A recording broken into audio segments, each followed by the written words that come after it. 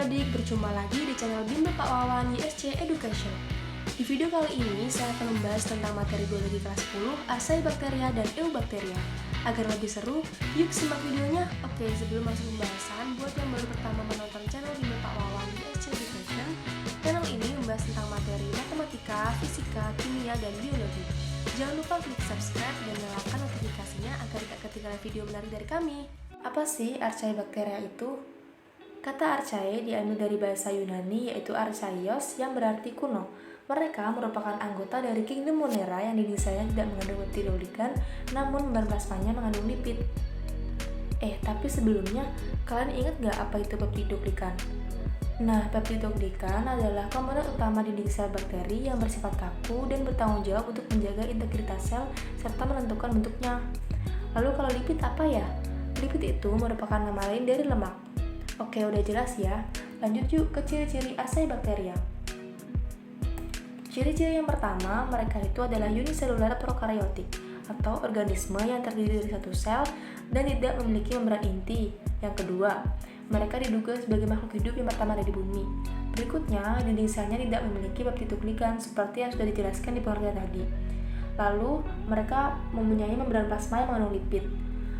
Berikutnya, berukuran 0,1 sampai 200 mikron, bentuknya bervariasi, dapat hidup sendiri dan berkelompok, hidup di lingkungan yang ekstrim.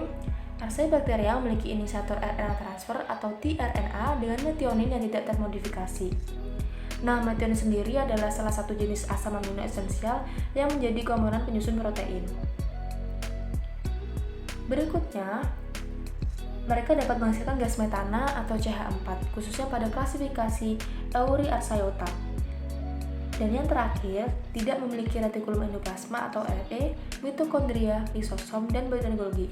Berikutnya, kita akan membahas mengenai struktur Archaebacteria. Seperti terlihat pada gambar di samping, terdapat pilus atau pili yang berfungsi membantu bakteri menempel pada sel dan permukaan lain. Juga sebagai penghubung saat konjugasi atau di mana dua bakteri bertukar fragmen DNA. Berikutnya ada kapsul yang berfungsi untuk membantu Archaebacteria menempel pada bakteri lain atau permukaan. Lalu ada cell wall atau dinding sel yang tersusun atas polisakarida dan protein yang berfungsi melindungi membran sitoplasma. Lalu ada membran plasma yang tersusun atas fosfolipid dan protein berfungsi untuk melindungi sel dan mentransfer materi. Nukleoid yang berfungsi menyimpan materi genetik berupa DNA, sitoplasma yang berfungsi sebagai tempat pertumbuhan sel, ribosom yang berfungsi untuk sintesis protein, dan yang terakhir ada flagella yang berfungsi sebagai alat gerak bakteri menuju sumber nutrisi dan menjauhi bahan kimia beracun. Nah, struktur udah selesai dibahas ya. Kita lanjut ke klasifikasi. Kira-kira Archaebacteria ini ada berapa sih klasifikasinya? Nah, teman-teman, klasifikasi Archaebacteria sendiri dibedakan atas dua dasar. Yang pertama, kita akan membahas berdasarkan filum. Archaebacteria berdasarkan filum ada Crenarchaeota. Mereka tersebar di habitat yang sangat panas atau sangat dingin seperti air mendidih dan air beku. Lalu ada Euryarchaeota. Mereka dapat menghasilkan gas metana atau CH4 yang berasal dari sedimen laut maupun darat seperti persawahan. Berikutnya ada Taumarchaeota. Mereka merupakan pengoksidasi amonia bagi lingkungan perairan dan daratan. Contohnya adalah Nitrosopomylus maritimus. Selanjutnya ada Nanoarchaeota.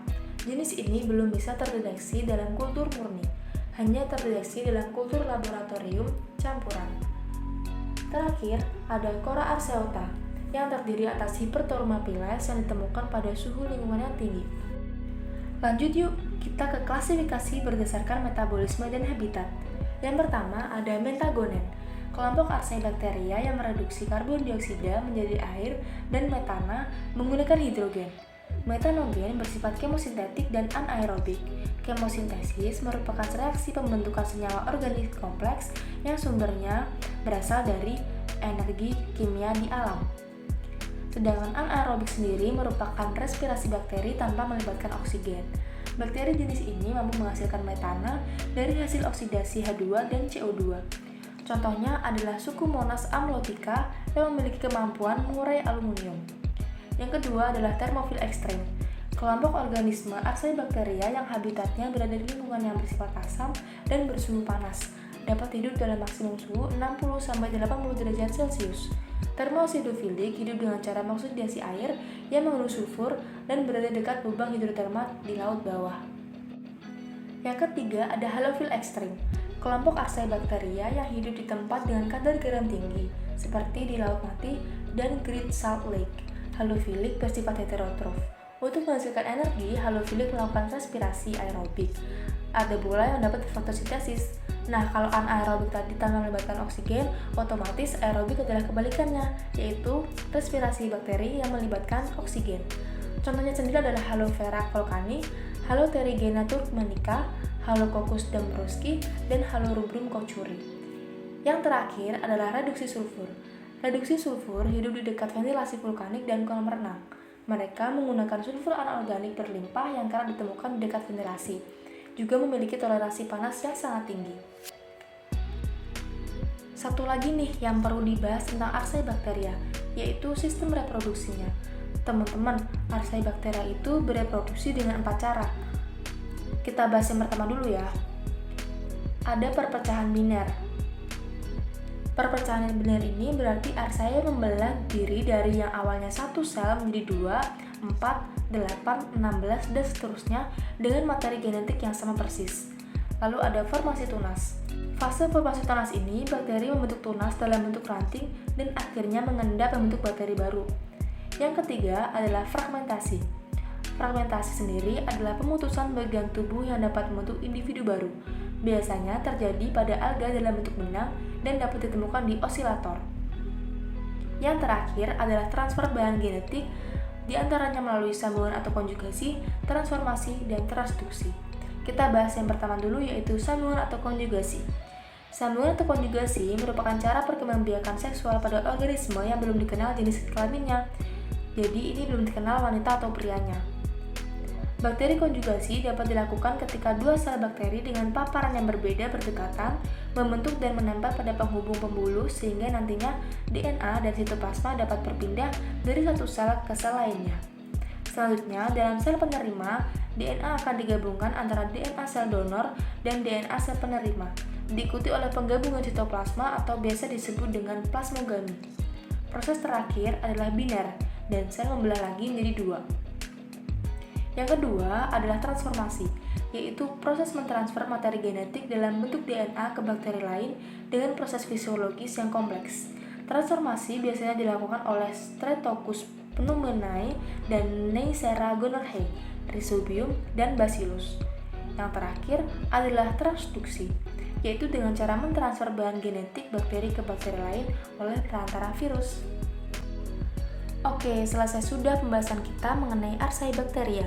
Lumayan banyak ya penjelasannya, terutama pada klasifikasi dan sistem reproduksi. Oh iya teman-teman, jangan nyerah dulu ya, karena kita belum bahas tentang eubacteria.